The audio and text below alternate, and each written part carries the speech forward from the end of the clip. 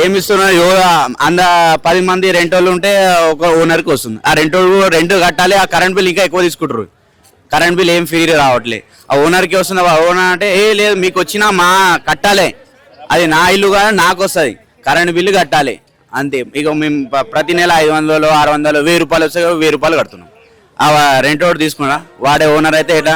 ఓనర్కి ఎవరికి లేదు అంత ఏం లేదు. ఓనర్ ఫ్రీ అని ఏం రాకుండా ఎవరికి 100,000 వస్తుంది. అందరికి కరెంట్ బిల్లు కడుతున్నాము, అన్ని కడతాం. రోజు పొద్దున్న లేవి కష్టం చేయాలి తప్పకొస్తుంది. ఏదంటే మంచిది అది ఫ్రీ, ఇది ఫ్రీ, అన్ని ఫ్రీలు తీసేయాలి. ఏదైనా కష్టం చేసేటానికి కష్టం, ఇది ఈ కష్టం చేసిన 10,000 తీసుకో మంచి కష్టం చేసుకొని ఇవ్వాలి.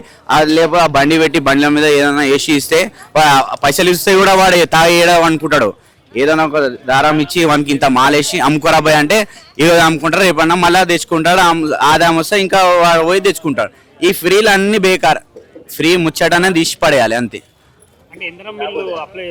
ఇందిరమ్మ అప్లై వచ్చురు తీసుకుంటారు కానీ ఇప్పటిదాకా ఏం రాలే.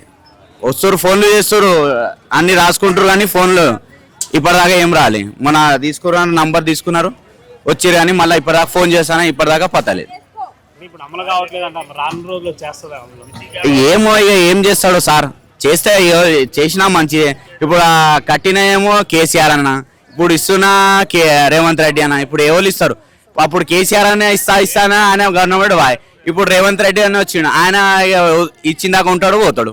ఈ ఓల్డ్ ఏజ్ అది వచ్చిందాకా నమ్మకం లేదు. వస్తే అరే వచ్చిందనా కేసీఆర్ అన్న కట్టిండు, రేవంత్ అన్న ఇస్తుండు.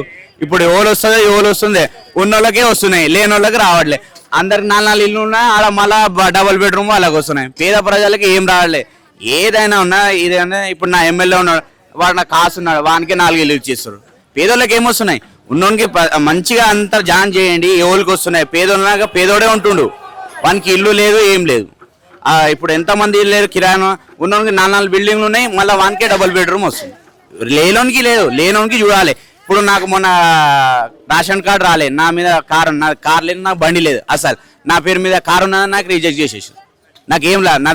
ఇప్పుడు నాకు 30 ఏళ్ళు నాకు ఆధార్ నాకు రేషన్ కార్డు లేదు, నేను ఇప్పటిదాకా గవర్నమెంట్ బియ్యం తెలియలేదు.